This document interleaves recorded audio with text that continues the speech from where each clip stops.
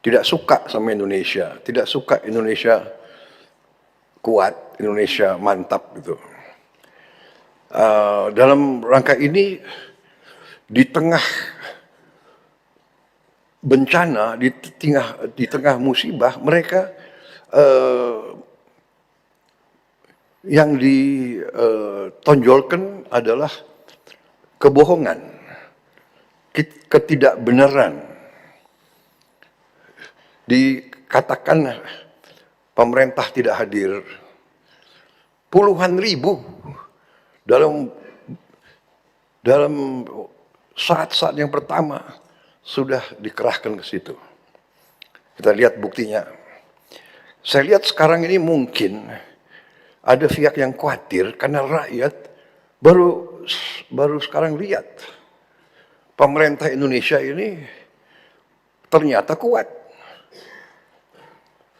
TNI kuat, Polri kuat, BNPB kuat, Basarnas kuat.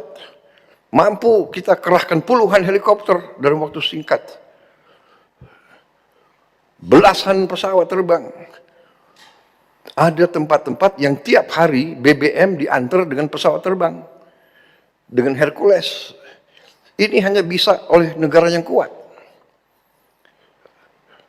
Ada desa-desa yang tiap hari, yang sekarang masih belum tembus, saya kira nanti mungkin ada laporan dari BNPB, tiap hari didatangi oleh helikopter. Di tengah cuaca yang di gunung-gunung itu ya masih penuh kabut, hujan juga masih sering turun cepat. Saya baru dari situ, saya dari Takengon, saya dari Bener Meriah, saya lihat kondisinya tidak gampang, ya kan? Ketinggian 1.800, ketinggian 2.000, kabut itu. Jadi penerbang-penerbang kita terbang tiap hari.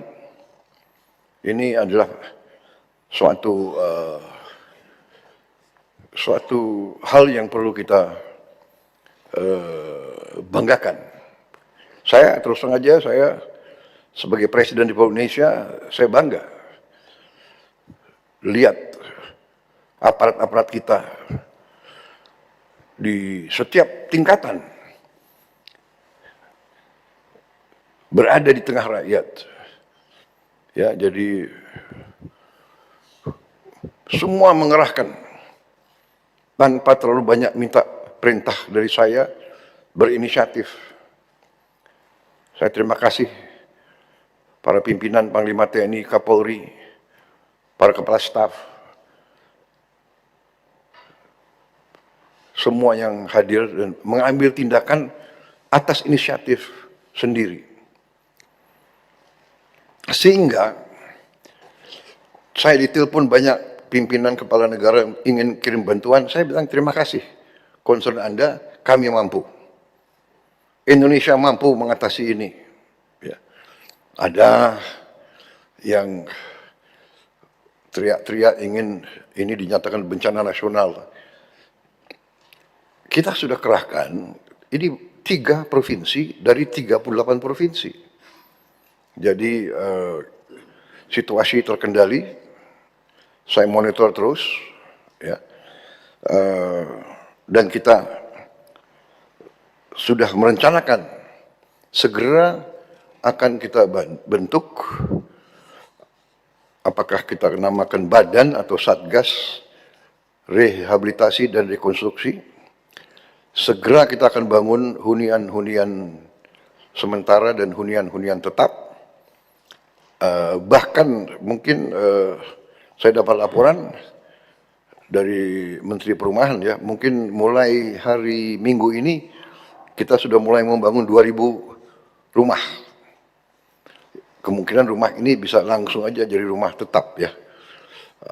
Jadi semua unsur juga nanti bekerja sama, ya. Jangan ada alasan cari lahan dan sebagainya, pakai lahan milik negara yang ada. Kalau perlu PTPN, kalau perlu konsesi-konsesi hutan itu kita pakai semua. Jadi sekarang ini saatnya terus kita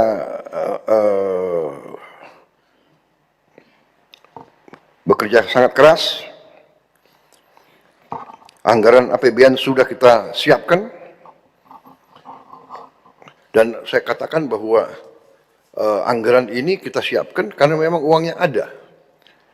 Dan uangnya ada karena justru pemerintah kita yang saya pimpin, di awal pemerintah kita menghemat ratusan triliun.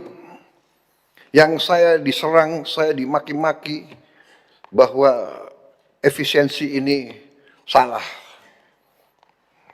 Baru ada di dunia ini ada demonstrasi menentang efisiensi. Padahal efisiensi itu ada di pasal 33 Undang-Undang Dasar 45. Saudara-saudara, ayat 4. Ya.